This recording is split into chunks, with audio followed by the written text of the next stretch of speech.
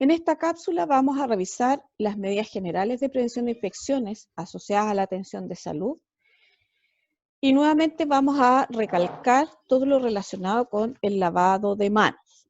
El lavado de manos, como dice la imagen, es salud para todos en tus manos y es la medida más importante para la prevención y control de infecciones.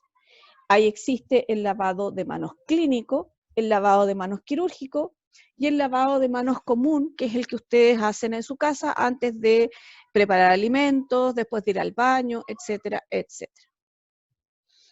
El lavado de manos clínico tiene por objetivo eliminar la suciedad de las manos y uñas, remover la flora microbiana transitoria mediante arrastre mecánico y la acción del jabón, que tiene una acción detergente, prevenir la diseminación de microorganismos por vía de mano portada, y los responsables de realizarlo son todas las personas que tengan algún contacto con el paciente, personal y familiares.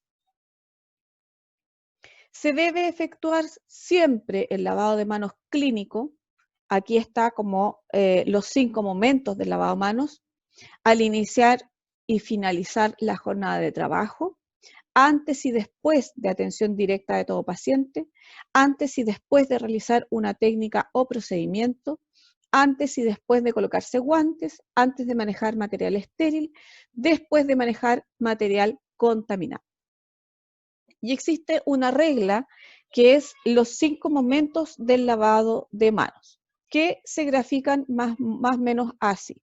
Esta lámina, si quieren, la pueden descargar de la OPS, está bastante más grande como para que ustedes la tengan.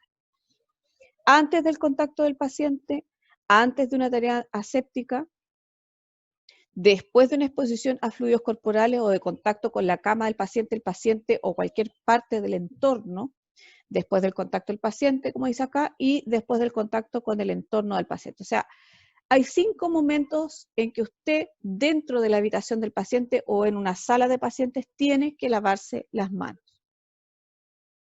El lavado de manos clínicos tiene que tener ciertas precauciones para que sea efectivo, y hay algunas cosas que debemos entender que tenemos que hacer, como mantener las uñas cortas y limpias, ojalá sin esmalte, porque el esmalte se va de alguna manera partiendo, craquelando, y es fuente, ¿no es cierto?, de acumulación de microorganismos que nosotros no vamos a ser capaces de ver. No usar joyas durante el lavado de manos, ni anillos, ni pulseras, ni reloj. Las mangas deben estar sobre el codo, ¿ya? No sirve que ustedes se arremanguen un poco las mangas y se laven las manos. La duración del lavado de manos es de 15 a 30 segundos. Hay varias técnicas, entre las más curiosas, digamos, dicen que hay que cantar el cumpleaños feliz para poder calcular más o menos el tiempo del lavado de manos. El uso de guantes, y esto es súper importante, chiquillos, el uso de guantes no va a reemplazar el lavado de manos. El guante es solo una barrera que usted se va a utilizar, y vamos a tener una clase también de elementos de protección personal. El lavado de manos clínico no necesariamente lleva de por sí la utilización de jabón antiséptico. El jabón antiséptico se va a utilizar cuando se requiere la reducción rápida de flora que coloniza las manos y que se desea tener un efecto residual en la piel, por ejemplo, antes de un procedimiento invasivo, como dice acá, y en unidades de cuidados intensivos o de pacientes de alto riesgo, o yo agregaría acá pacientes quirúrgicos. El lavado de manos clínico, y aquí hay que tener algunas cosas importantes, las áreas con mayor cantidad de microorganismos son entre los dedos, debajo de las uñas. Los envases de jabón líquido no deben rellenarse, sino que cambiarse por otros limpios y secos, ¿ya? Y aquí, cuando ustedes sean jefas de servicio o jefes de servicio, tienen que tener la precaución de usar estos dispensadores de jabón que usan el envase original del jabón, no esos que se tienen que rellenar. Cuando no se dispone de lavamanos, puede efectuarse el lavado con alcohol gel, efectuando el lavado de manos clínico después de cada 5 lavados con alcohol. El alcohol gel, o esta técnica, actualmente se llama higienización de manos, o también lo pueden encontrar como lavado de manos en seco. Para el procedimiento de lavado de manos vamos a necesitar un lavamanos habilitado, ¿no es cierto? Jabón líquido, toalla de papel para el secado y alcohol gel si es que vamos a realizar el aseo con alcohol gel. El procedimiento, ¿no es cierto? Vamos a tener que subir las mangas sobre el codo y retirar las joyas. Hay que mojarse las manos, aplicar el jabón. ¿Por qué se mojan las manos? Porque para que el jabón produzca espuma tiene que tener humedad, ¿ya? Jabonar manos y muñecas. En las áreas críticas usar solución antiséptica. Friccionar las manos, especialmente entre los dedos. Lavar hasta el antebrazo y limpiar las uñas. Enjuagar, secar manos y antebrazos con toalla de un uso, o sea, desechable, ¿ya? No hay que tener toallas de género en los centros clínicos. Lo ideal, cerrar la llave sin tocar la manilla con manos limpias. Hay distintos tipos de lavamanos, sobre todo los pabellones tienen algunos que son con infrarrojo, otros que son para que se cierren con el codo y otros con el pie. Aquí está la técnica, hay ciertas cosas que se tienen que seguir. Lo primero es mojarse las manos debajo del agua corriente, aplicar el jabón y frotar las palmas primero para asegurar una cobertura completa y que el jabón produzca espuma. Hay que esparcir el jabón sobre la parte posterior de las manos. Hay que asegurarse de poner el jabón entre los dedos. Después frotarse los dedos de las manos para limpiar las uñas, ya como haciendo una especie de llave con las manos. Prestar principal atención al pulgar, ya que generalmente se lavan aparte. Presionar las yemas de los dedos contra la palma de la mano para limpiar, ¿no es cierto?, la yema de los dedos y las uñas nuevamente. Enjuagar y secar con una toalla limpia. El lavado de manos clínico en seco o higienización de manos. Vamos a tener el procedimiento que es muy parecido al anterior, con la salvedad de que no nos vamos a enjuagar. Vamos a aplicar de 1,5 a 3 ml de alcohol gel en la palma de la mano, que es habitualmente los que tienen el sistema de sifón, les va a dar la cantidad que necesitan. Frotar ambas manos, espacios interdigitales y dedos hasta secar, y efectuar el lavado de manos clínico habitual cada 5 lavados de mano clínico en seco. Cuando ustedes usen alcohol gel se van a dar cuenta que cada cierta cantidad, y dependiendo de la calidad del alcohol gel también, cada cierta cantidad de ¿cómo se llama esto?, de higienización de manos, van a sentir ustedes solos la necesidad de lavarse las manos porque las manos se les van poniendo un poco pegajosas, ¿ya? Vamos a hablar ahora en relación a las precauciones estándar y su evolución.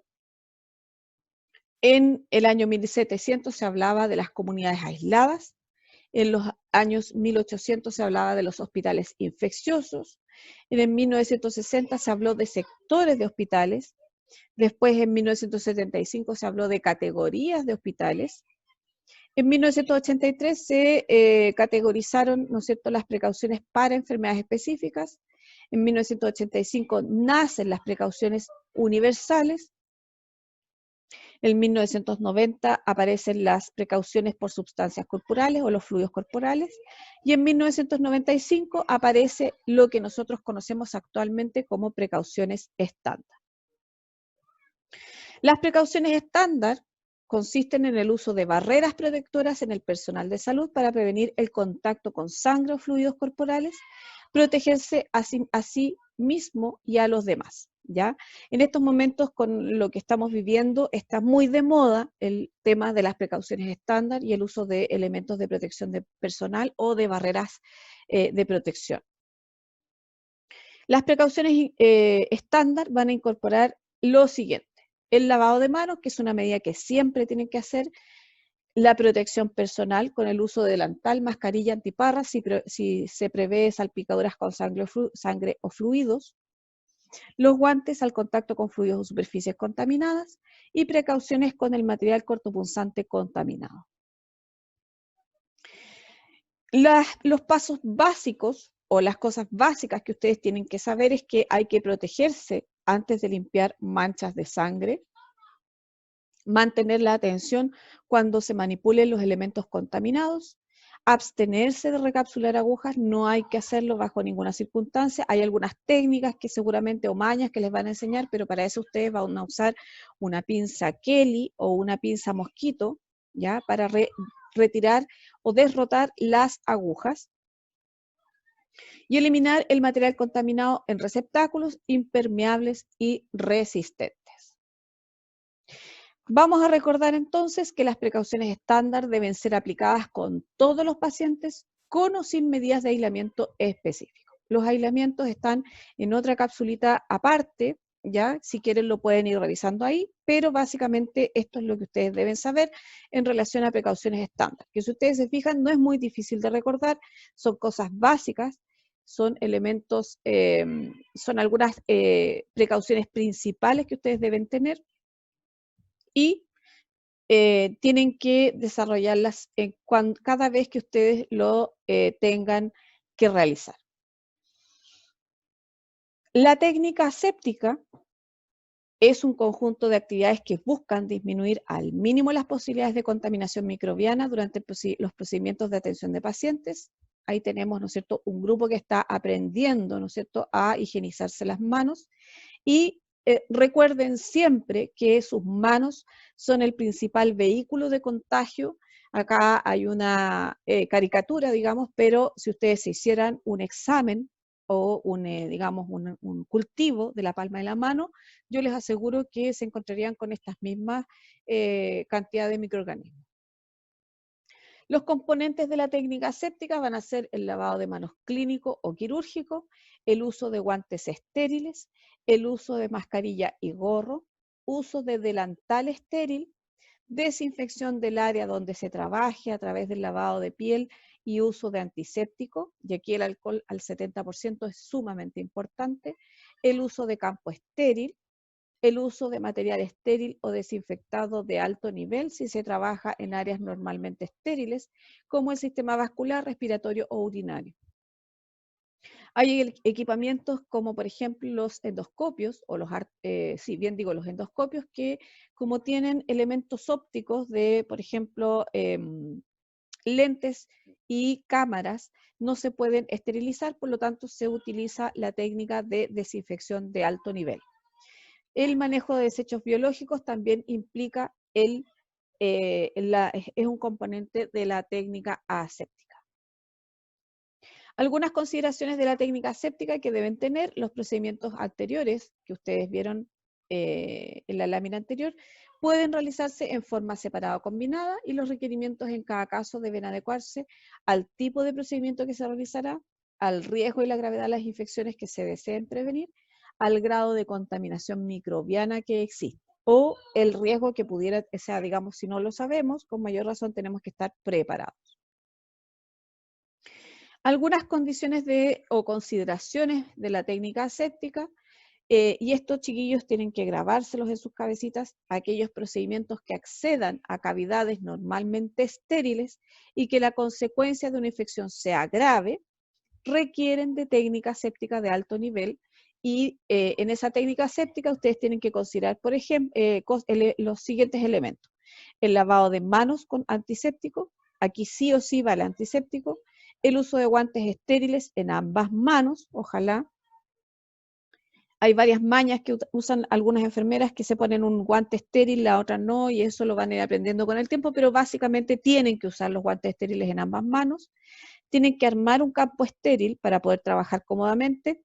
El material y el equipo que ustedes van a utilizar tienen que ser estériles.